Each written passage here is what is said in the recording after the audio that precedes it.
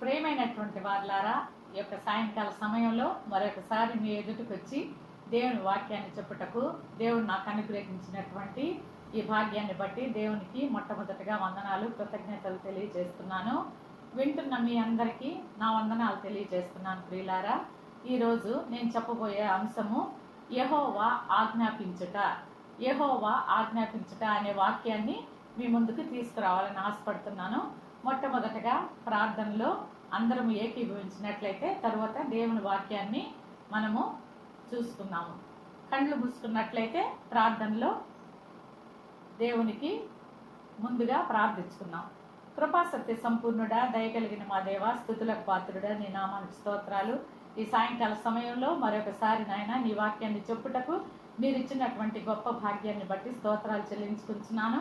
ఎన్నిక లేని నన్ను మీరు ఏర్పాటు చేసుకున్న విధానాన్ని బట్టి స్తోత్రాలు, స్తుతులు నా తండ్రి. అయ్యా నా తండ్రి, నా ప్రభా, అజ్ఞానిని, జ్ఞానం లేని దానిని నాకు తండ్రి ప్రభా, వాక్యం చెప్పే అంత జ్ఞానం నాకు లేదు ప్రభా.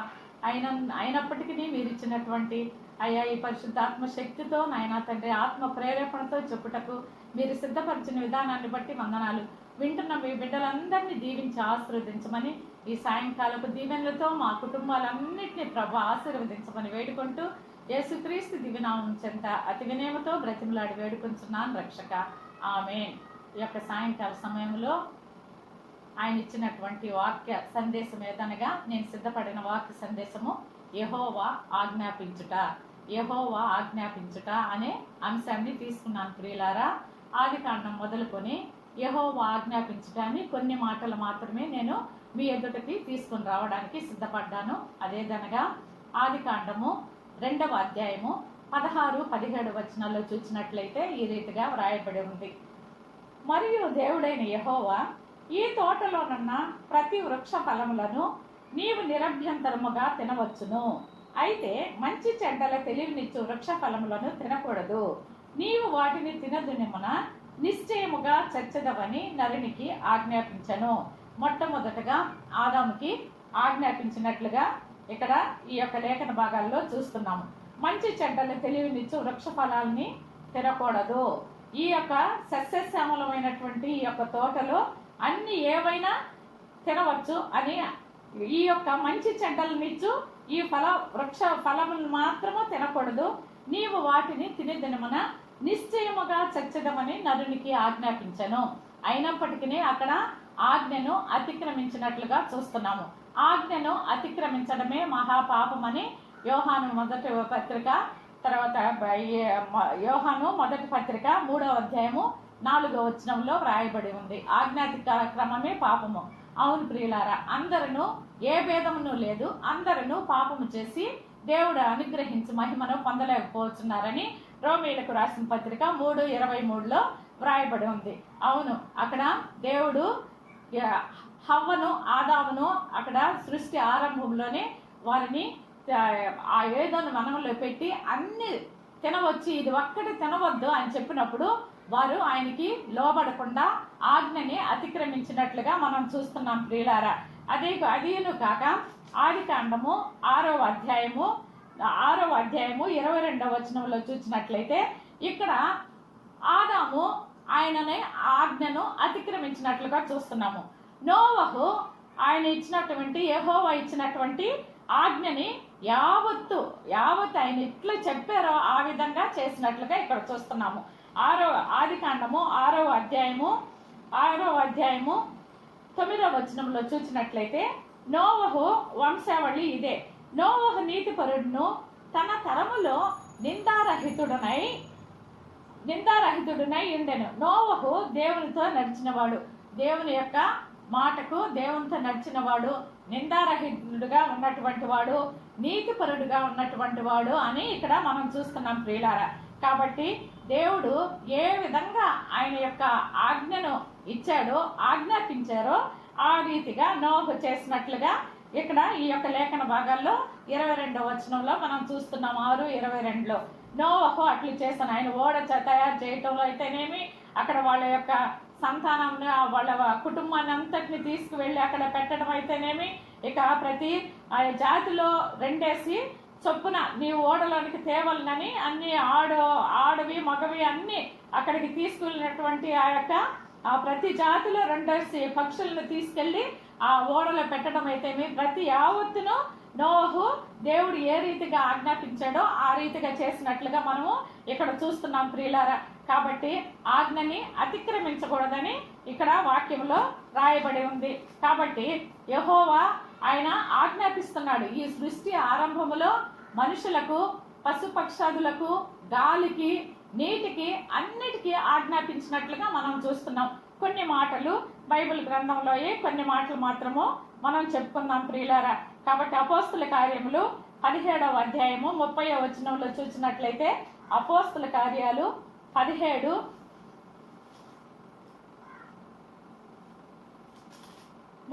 చూసినట్లయితే, ఆ అంతటను అందరూ మారు మనసు పొందవలనని మనుషులకు ఆజ్ఞాపించుచున్నాడు. ఆయన బిడ్డగా ముద్రించబడిన ప్రతి బిడ్డని ఆ మారు మనసు పొందాలని ఆజ్ఞాపిస్తున్నాడు. పాప క్షమాపణ, మారు మనసు, బాప్తిస్మము ఇవి ఉంటేనే కానీ ఆయన రాజ్యానికి వారసులము కానేరము ప్రియులారా.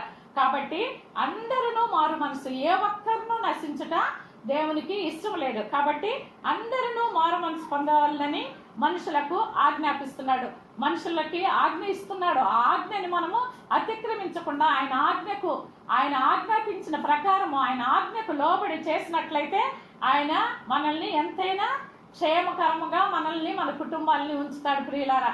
యెహోవా గొప్ప దేవుడు, ఆయన ఒక్కడే మనకి దేవుడు. ఏ దేవుడును ఇంత గొప్ప దేవుడు ఎవరికి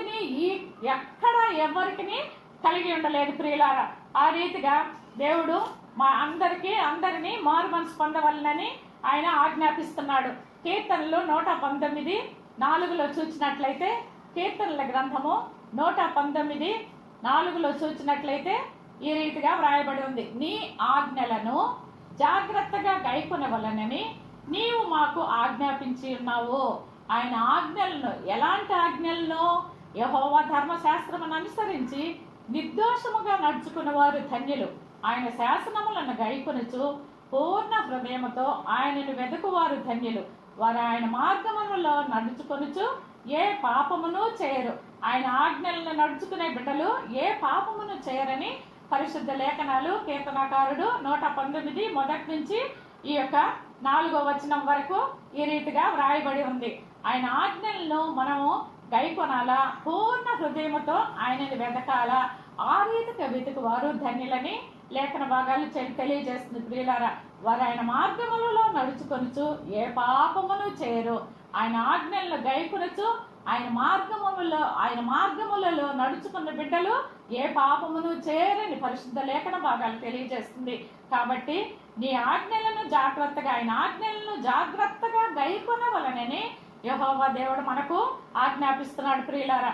ఆ రీతిగా మనము ఆయన ఆజ్ఞలను అతిక్రమించకుండా ఆజ్ఞలను గైకొనుట చేతనే మనకు నిత్య జీవానికి మనము వారసులు అవుతాం ప్రియులారా.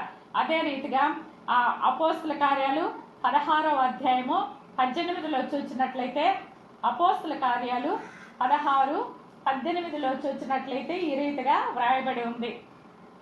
ఇక్కడ ఈ ఆమె ఈలాగు అనేక దినములు, ఇక్కడ పౌలు భక్తుడు అక్కడ ఒక పుతోను దెయ్యం పట్టినటువంటి స్త్రీ దగ్గరకు వచ్చి యేసు నామములో ప్రార్థన చేస్తూ ఆజ్ఞాపిస్తూ, యేసు నామములో నేను నీకు ఆజ్ఞాపిస్తున్నాను ఆ దెయ్యముతో చెప్పినప్పుడు ఆ దెయ్యము అక్కడి నుండి ఆమె నుండి వెడలిపోయినట్లుగా ఇక్కడ చూస్తున్నాం ప్రియులారా. అక్కడ యేసు నామములో దెయ్యాలని వెళ్ళగొట్టడానికి ఆజ్ఞాపిస్తున్నాడు. యేసు నామములో అక్కడ మనము ప్రార్థించినట్లయితే మనకు కావాల్సినటువంటివన్నీ అనుగ్రహించడానికి సిద్ధపడుతున్నాడు. ఆ రీతిగానే ప్రియులారా, మొదటి రాజుల గ్రంథము 17వ అధ్యాయము 2వ వచనం నుండి 6వ వచనం వరకు చూసినట్లయితే, మొదటి రాజుల గ్రంథము 17వ అధ్యాయము 2వ వచనం నుండి 6వ వచనం వరకు కాకోలముల చేత, ఏలియాకు కాకోలముల చేత ఇక్కడ ఆహారం పంపించినట్లుగా మనకు ఇక్కడ లేఖన భాగాలు వ్రాయబడి ఉంది. అవును, మనము ప్రార్థనకి జవాబు రాకపోతే విసిగి వేసారిపోతాం.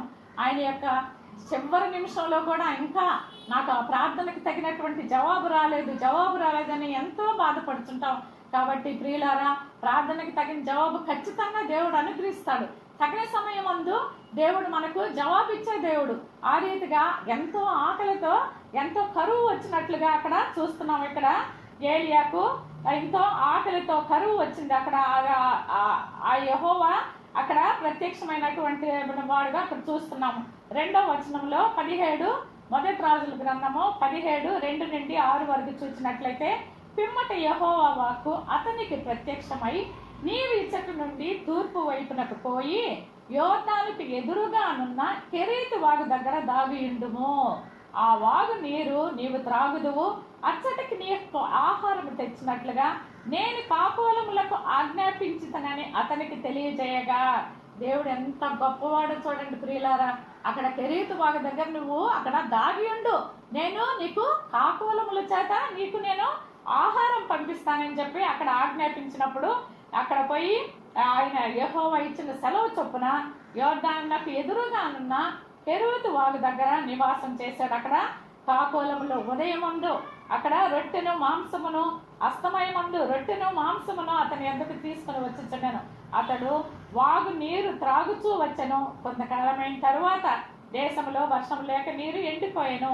కాబట్టి అక్కడ ఎక్కడికి వెళ్ళమని, ఎక్కడ దాగి ఉండమని, కూర్చోమని దేవుడు ఆజ్ఞ ఇచ్చాడు. అక్కడికి పోయిన తర్వాత కాకుల చేత ఆహారం పంపించినట్లుగా ఉదయం సాయంత్రం ఈ యొక్క కరోనా మహమ్మారి వచ్చినప్పుడు ఎంతో మంది దీనులు, ఆహారం లేని బిడ్డలకి ఎంతో మంది క్రైస్తవ బిడ్డలు ఎంతో సేవ చేస్తున్నారు. అనేక సంఘాలు ఆ బిడ్డలకి ఆహార పొట్లాలు అయితేనేమి, బియ్యం అయితేనేమి, ఆయిల్ అయితేనేమి, అన్ని సమృద్ధి అయినటువంటి ఆహారపు వస్తువులని అందజేస్తున్నారు. ఆ బిడ్డలను బట్టి దేవునికి ముందుగా కృతజ్ఞతాస్తుతులు తెలియజేస్తున్నాను ప్రియులారా. ఆ రీతిగా ఏలియాకి కాకోలముల చేత ఆహారం పంపించిన దేవుడు మనకు కూడా మన ప్రార్థన విని మనకు కూడా ఆయన మన చేతుల కష్టార్జితమును మనం అనుభవించినట్లు ఆయన మనల్ని ఆశీర్వదిస్తాడు ప్రియులారా. అదే రీతిగా ఇక్కడ మనుషులకి ఆజ్ఞాపించాడు, కాకోలములకు ఆజ్ఞాపించినట్లుగా మనం చూస్తున్నాం ప్రియులారా. ఇక్కడ ఇంకా గాలికి నీటికి కూడా ఇక్కడ దేవుడు ఆజ్ఞ ఇచ్చినట్లుగా మనం చూస్తున్నాం. యోహాను సువార్త 15వ అధ్యాయము 17వ వచనంలో చూసినట్లయితే,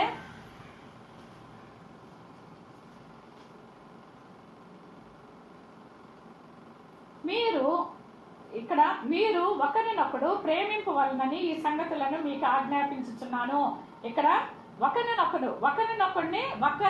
ఒకరు ప్రేమించుకోవాలా అని ఇక్కడ ఆయన ఆజ్ఞల్లో ఒకరినొకడు సహోదర ప్రేమ కలిగి ఉండాలా, ఒకరినొకరు ప్రేమించుకునవాలని ఆయన ఆజ్ఞ ఇచ్చుచున్నాడు. ఆ రీతిగా మనము సహోదరుల ప్రేమతో మనము కలిగి ఉండాలి ప్రియులారా. ఎక్కువగా ఒకరినొకరు ప్రేమించవాలని ఆయన ఆజ్ఞ ఇచ్చి ఉన్నాడు ప్రియులారా. అదే రీతిగా ఇక్కడ ఆ లూకా సువార్త 8వ వచనము 8వ అధ్యాయము 25వ వచనంలో గాలికి నీరుకి ఈ విధంగా ఆయన ఆజ్ఞ ఇచ్చినట్లుగా ఇక్కడ వ్రాయబడి ఉంది ప్రియులారా. ఇక్కడ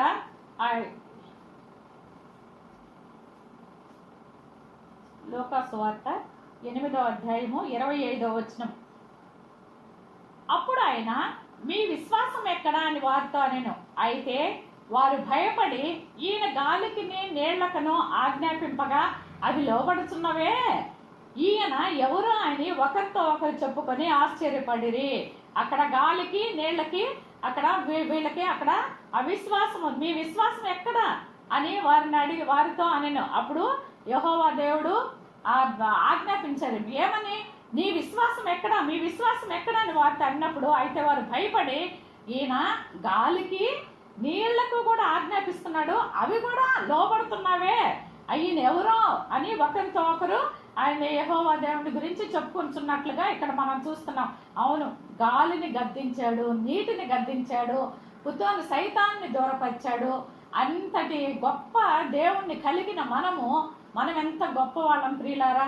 మనం ఎన్నటికి ఆయన మాట తప్పనివాడు, ఆయన ఎన్నడూ మాట తప్పనివాడు. ఆయనకి యెహోవా దేవుడు చెప్పి చేయకుండా ఆయన ఎంతైనా నమ్మదగిన వాడు, అనువాడును ఉన్నవాడని నిన్న నేడు ఏకరీతిగా ఉన్న దేవుణ్ణి కలిగి ఉన్నాం.